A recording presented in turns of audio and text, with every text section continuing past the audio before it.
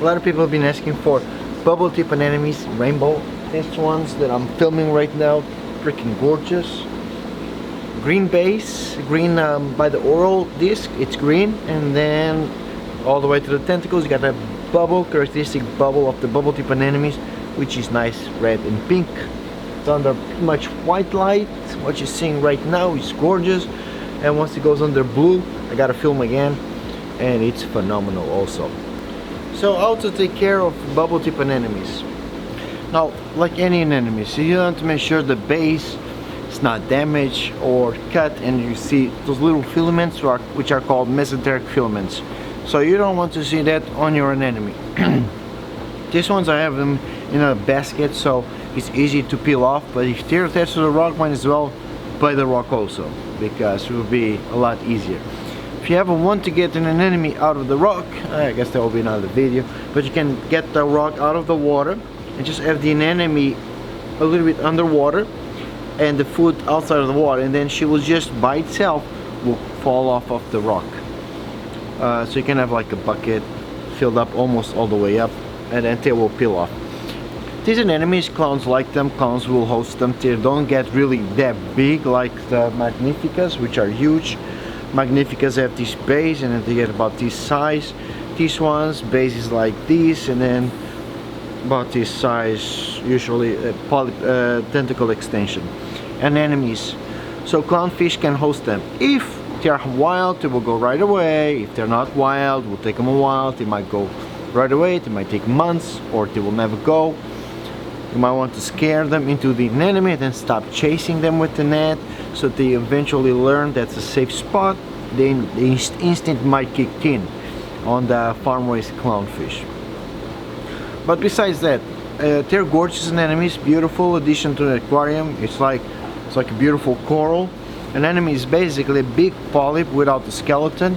So if you look closely on the corals, you'll see polyps. So an anemone is just a big polyp. It's a cnidarium.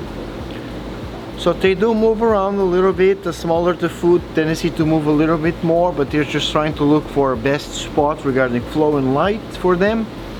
So they will, once they find the best spot, they will not move. They will stay there, and they want to dig their feet, their foot, their base inside the crevice of a rock, so predators don't attack them, because that's their weak spot. That's the weak spot. The oral disc with the tentacles is their strong spot, because they have stinging cells on those tentacles. So the bubble tips characteristic, like it says on the name, the characteristic of these anemones is that they're a little bubble at the end.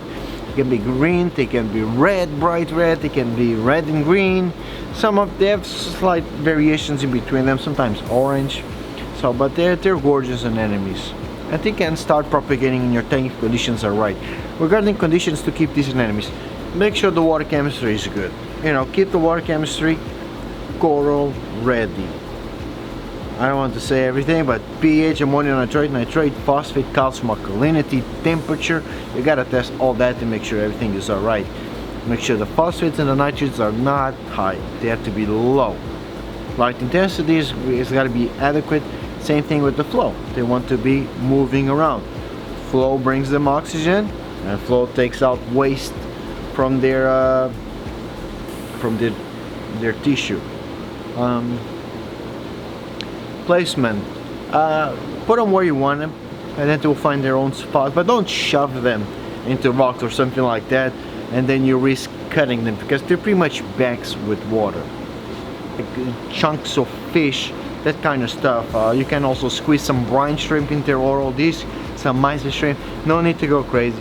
Feed them maybe twice a week or once a week, or don't even feed them. They're also photosynthetic, they use light as a source of energy. They are also zooxanthellae like corals have.